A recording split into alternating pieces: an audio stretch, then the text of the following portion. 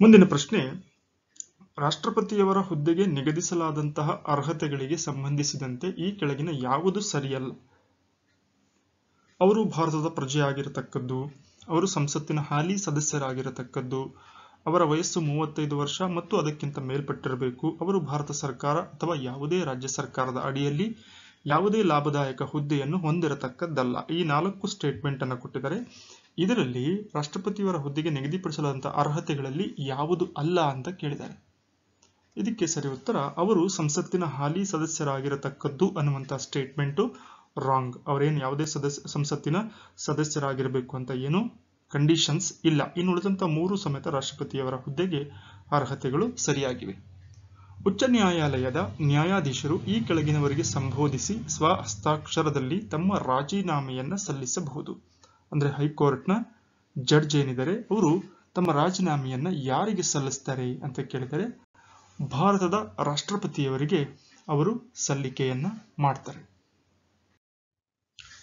ಈ ಕೆಳಗಿನವುಗಳಲ್ಲಿ ಯಾವುದು ತಪ್ಪಾಗಿದೆ? ಎಲ್ಲಾ ಪ್ರಜೆಗಳಿಗೂ ಅನ್ನುವಂಥದ್ದು ಆರಂಭವಾಗುತ್ತೆ. ಅದರಲ್ಲಿ ಸ್ಟೇಟ್ಮೆಂಟು ಯಾವುದು ತಪ್ಪಾಗಿದೆ ಅಂತ ಕೇಳಿದರೆ, ಇದರಲ್ಲಿ ತಮ್ಮ ವಾಕ್ ಮತ್ತು ಅಭಿವ್ಯಕ್ತಿಯಲ್ಲಿ ಭಿನ್ನಾಭಿಪ್ರಾಯಗಳನ್ನು ವ್ಯಕ್ತಪಡಿಸುವ ಹಕ್ಕು ಇರುವುದಿಲ್ಲ.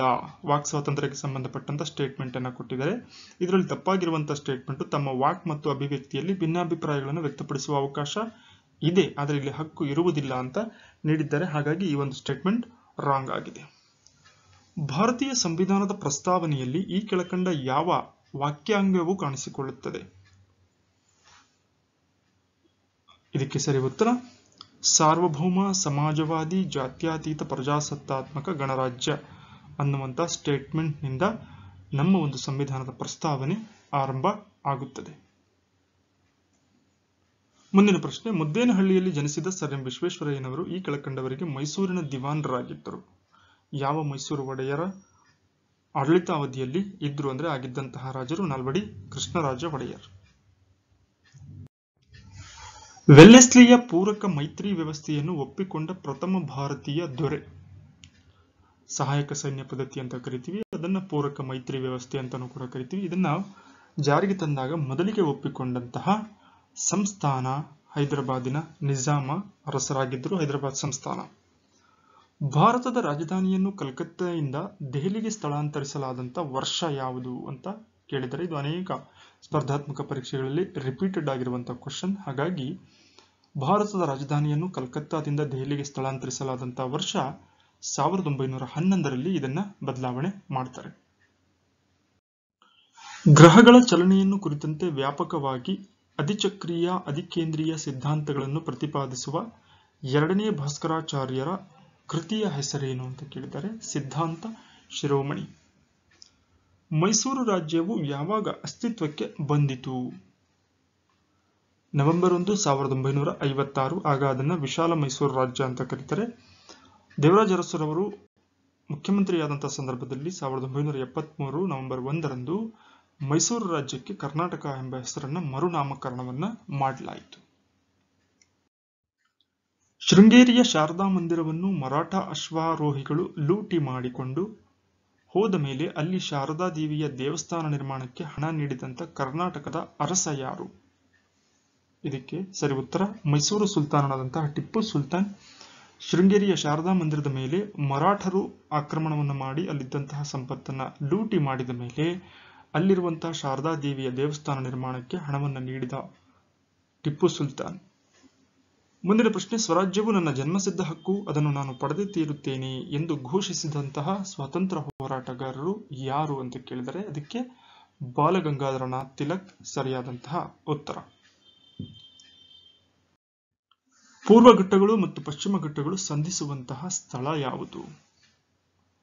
ಇದಕ್ಕೆ ಸರಿ ಉತ್ತರ, ನೀಲಗಿರಿ ಬೆಟ್ಟಗಳಲ್ಲಿ ಪೂರ್ವ ಘಟ್ಟಗಳು ಮತ್ತು ಪಶ್ಚಿಮ ಘಟ್ಟಗಳು ಸಂಧಿಸುತ್ತವೆ. ಶ್ರೀಗಂಧದ ಮರ ಹೆಚ್ಚಾಗಿ ಕಂಡುಬರುವ ರಾಜ್ಯ? ಸ್ಯಾಂಡಲ್ವುಡ್ ಅಂತಾನೂ ಕೂಡ ಕರೀತಾರೆ. ಅದಕ್ಕೆ ಕಾರಣವಾಗಿದ್ದು ಕರ್ನಾಟಕ ರಾಜ್ಯ. ಕರ್ನಾಟಕ ರಾಜ್ಯದಲ್ಲಿ ಶ್ರೀಗಂಧದ ಮರಗಳು ಹೆಚ್ಚಿನ ಪ್ರಮಾಣದಲ್ಲಿ ಕಂಡುಬರುತ್ತವೆ. ಈ ಕೆಳಕಂಡ ಯಾವ ಉಪನದಿಯು ಕರ್ನಾಟಕದಲ್ಲಿ ಉಗಮಿಸುತ್ತದೆ? ಇದಕ್ಕೆ ಸರಿ ಉತ್ತರ, ತುಂಗಾ ಮತ್ತು ಭದ್ರಾ ನದಿಗಳು ಕರ್ನಾಟಕದಲ್ಲಿ ಉಗಮಿಸುವಂತಹ ನದಿಗಳಾಗಿದ್ದಾವೆ. ಇವೆರಡೂ ಸಮೇತ ಚಿಕ್ಕಮಗಳೂರು ಜಿಲ್ಲೆಯ ಕೂಡಲಿ ಎಂಬಲ್ಲಿ ಸೇರಿಕೊಂಡು ತುಂಗಭದ್ರಾ ನದಿಯಾಗಿ ಮುಂದೆ ಹರಿಯುತ್ತೆ. ಭಾರತದಲ್ಲಿ ಮೊದಲ ಕೈಗಾರಿಕಾ ನೀತಿಯು ಘೋಷಣೆಯಾದಂತಹ ವರ್ಷ ಯಾವುದು? First industrial policy. ಇದು 1948ರಲ್ಲಿ ಘೋಷಣೆಯಾಯಿತು. 8ನೇ ಅನುಸೂಚಿಯಲ್ಲಿ ಈ ಕೆಳಕಂಡ ಯಾವ ಭಾಷೆಯು ಸೇರ್ಪಡೆಯಾಗಿಲ್ಲ? 4 ಭಾಷೆಗಳನ್ನು ಕೊಟ್ಟಿದ್ದಾರೆ. ಅದರಲ್ಲಿ ಸೇರ್ಪಡೆ ಆಗದೇ ಇರುವಂತಹ ಭಾಷೆ ಇಂಗ್ಲಿಷ್. ಕರ್ನಾಟಕ ರಾಜ್ಯದಲ್ಲಿ ಗರಿಷ್ಠ ಪ್ರಮಾಣದಲ್ಲಿ ಉತ್ಪಾದನೆಯಾಗುವ ಕಾಫಿ ಬೆಳೆ ಯಾವುದು? ಅಂದ್ರೆ ಯಾವ ವಿಧದ ಕಾಫಿ ಬೆಳೆಯನ್ನು ಹೆಚ್ಚಿನ ಪ್ರಮಾಣದಲ್ಲಿ ಕರ್ನಾಟಕದಲ್ಲಿ ಉತ್ಪಾದನೆ ಆಗುತ್ತೆ ಅಂತ ಕೇಳಿದರೆ, ಇದಕ್ಕೆ ಅರೇಬಿಕಾ ಮತ್ತು ರೋಬಸ್ಟಾ ಎರಡೂ ಸಮೇತ ಸರಿನೇ. ಈ ಎರಡು ವಿಧದ ಕಾಫಿ ಬೆಳೆ ಏನಿದೆ ಹೆಚ್ಚಿನ ಪ್ರಮಾಣದಲ್ಲಿ ಕರ್ನಾಟಕದಲ್ಲಿ ಉತ್ಪಾದನೆ ಆಗುತ್ತೆ. ಮಾಹಿತಿ ಹಕ್ಕು ಕಾಯ್ದೆ ಜಾರಿಗೆ ಬಂದಂತಹ ವರ್ಷ ಯಾವುದು ಅಂತ ಕೇಳಿದರೆ, ಇದಕ್ಕೆ ಸರಿ ಉತ್ತರ 2005ರಲ್ಲಿ ರೈಟ್ ಟು ಇನ್ಫಾರ್ಮೇಶನ್ ಮಾಹಿತಿ ಹಕ್ಕು ಕಾಯ್ದೆ ಜಾರಿಗೆ ಬರುತ್ತೆ. ಭಾರತದಲ್ಲಿ ಮೊದಲ ಚುನಾಯಿತ ಲೋಕಸಭೆಯು ರಚನೆಯಾದಂತಹ ವರ್ಷ ಯಾವುದು? 1952. 2011ರ ಜನಗಣತಿಯ ಪ್ರಕಾರ ಒಟ್ಟಾರೆ ರಾಷ್ಟ್ರವ್ಯಾಪಿ ಲೈಂಗಿಕ ಅನುಪಾತ ಎಷ್ಟಿದೆ? ಲಿಂಗಾನುಪಾತ ಅಂತಲೂ ಕೂಡ ಕರಿತೀವಿ. 2011ರ ಜನಗಣತಿಯ ಪ್ರಕಾರ ಪ್ರತಿ 1000 ಪುರುಷರಿಗೆ 943 ಮಹಿಳೆಯರ ಲಿಂಗಾನುಪಾತವನ್ನು ಕಾಣ್ತೇವೆ. Great soul Mahatma Gandhi and his struggle with India ಎಂಬ ವಿವಾದಾತ್ಮಕ ಕೃತಿಯ ಕರ್ತೃ ಯಾರು? ಇದಕ್ಕೆ ಸರಿ ಉತ್ತರ ಜೋಸೆಫ್ ಲೆಲಿವೆಲ್ಡ್ ಎನ್ನುವಂತವರು ಈ ಒಂದು ಕೃತಿಯ ಲೇಖಕರಾಗಿದ್ದಾರೆ. CWG ಕಾಮನ್ವೆಲ್ತ್ ಗೇಮ್ಸ್ ಹಗರಣದಲ್ಲಿ ಬಂಧಿತರಾದಂತಹ ವ್ಯಕ್ತಿ ಯಾರು ಅಂತ, ಇದು 2011ರ ಘಟನೆ. RK ಚಂದೋಲಿಯಾ ಸರಿಯಾದಂತಹ ಉತ್ತರವಾಗಿದೆ. 2011ರಲ್ಲಿ ಪ್ರಪಂಚದಾದ್ಯಂತ ಅರ್ತ್ ಅವರ್ ಎಂದು ಆಚರಿಸಲಾದಂತಹ ದಿನ ಯಾವುದು? 2011ನ್ನ ಗಮನದಲ್ಲಿಟ್ಟುಕೊಂಡಾಗ ಮಾರ್ಚ್ 26 ಸರಿಯಾದಂತಹ ಉತ್ತರವಾಗಿದೆ. ಕರ್ನಾಟಕದಲ್ಲಿ ಕನ್ನಡ ಅಭಿವೃದ್ಧಿ ಪ್ರಾಧಿಕಾರದ ಈಗಿನ ಅಧ್ಯಕ್ಷರು ಯಾರು ಅಂತ ಕೇಳಿದರೆ, ಇದಕ್ಕೆ ಶಿವರಾಜ್ ತಂಗಡಗಿ ಸರಿಯಾದಂತಹ ಉತ್ತರ. ಕರ್ನಾಟಕ ಸರ್ಕಾರದಲ್ಲಿ ಸಚಿವರಾಗಿ ಸಮೇತ ಕೆಲಸವನ್ನು ನಿರ್ವಹಿಸ್ತಾ ಇರುವಂತಹ ಶಿವರಾಜ್ ತಂಗಡಗಿಯವರು ಪ್ರಸ್ತುತ ಕನ್ನಡ ಅಭಿವೃದ್ಧಿ ಪ್ರಾಧಿಕಾರದ ಅಧ್ಯಕ್ಷರಾಗಿ ಕರ್ತವ್ಯದಲ್ಲಿದ್ದಾರೆ. ಈ ಕೆಳಕಂಡ ಯಾವ ವಿದ್ಯುತ್ ಕಂಪನಿಯು ಭಾರತದ ಮೊದಲ ತೇಲುವ ಸೌರ ಸ್ಥಾವರವನ್ನು ನಿರ್ಮಿಸಲಿದೆ? ಇದು ಕೂಡ ಹಳೆಯ ಘಟನೆ. ಹಾಗಾಗಿ NTPC national thermal power corporation of India ಅನ್ನೋ ಭಾರತ ಸರ್ಕಾರದ ಸಂಸ್ಥೆ ಏನಿದೆ, ಇದು ಮೊದಲ ಬಾರಿಗೆ ತೇಲುವ ಸೌರ ಸ್ಥಾವರವನ್ನು ನಿರ್ಮಿಸಿತ್ತು. ಕರ್ನಾಟಕ ರಾಜ್ಯ ಸರ್ಕಾರದ ಮಹತ್ವಾಕಾಂಕ್ಷಿ ಯೋಜನೆ ಆಸರೆ ಯಾವುದಕ್ಕೆ ಸಂಬಂಧಿಸಿದೆ? ಇದು ಉತ್ತರ ಕರ್ನಾಟಕದಲ್ಲಿ 2009ರಲ್ಲಿನ ಪ್ರವಾಹದ ಹಾವಳಿಯಿಂದ ತೀವ್ರ ತೊಂದರೆಗೊಳಗಾದಂತಹ ಜನರಿಗಾಗಿ ಮನೆಗಳನ್ನು ನಿರ್ಮಿಸುವಂತಹ ಯೋಜನೆಯ ಹೆಸರಾಗಿತ್ತು. ಭಾರತದ ಜನಸಂಖ್ಯಾ ಗಣತಿಯನ್ನು ಡ್ಯಾಶ್ ವರ್ಷಗಳಿಗೊಮ್ಮೆ ನಡೆಸಲಾಗುತ್ತದೆ ಮತ್ತು ಇತ್ತೀಚಿನ ಜನಗಣತಿಯು ಡ್ಯಾಶ್ ರಲ್ಲಿ ನಡೆಯಿತು. ಈ ತೆರಪು ಬಿಟ್ಟ ಜಾಗಗಳಿಗೆ ಸರಿಯಾಗಿ ತುಂಬಬೇಕಾದ ಅಂಕಿಗಳು ಕೆಳಕಂಡಂತಿವೆ ಅಂತ ಕೇಳಿದರೆ, ಭಾರತದಲ್ಲಿ ಜನಗಣತಿಯನ್ನ 10 ವರ್ಷಕ್ಕೊಮ್ಮೆ ಕೈಗೊಳ್ಳಲಾಗುತ್ತೆ. ಕೊನೆಯ ಜನಗಣತಿ ಬಂದು 2011ರಲ್ಲಿ ನಡೆಯಿತು. 2021ರಲ್ಲಿ ಭಾರತ ಜನಸಂಖ್ಯಾ ಗಣತಿಯನ್ನು ನಡೆಯಬೇಕಾಗಿತ್ತು, ಆದರೆ ಕೋವಿಡ್ನ ಕಾರಣದಿಂದ ಆಗ ಕೈಗೊಳ್ಳಬೇಕಾಗಿರುವಂತಹ ಜನಗಣತಿಯನ್ನ ಸ್ಥಗಿತಗೊಳಿಸಲಾಯಿತು.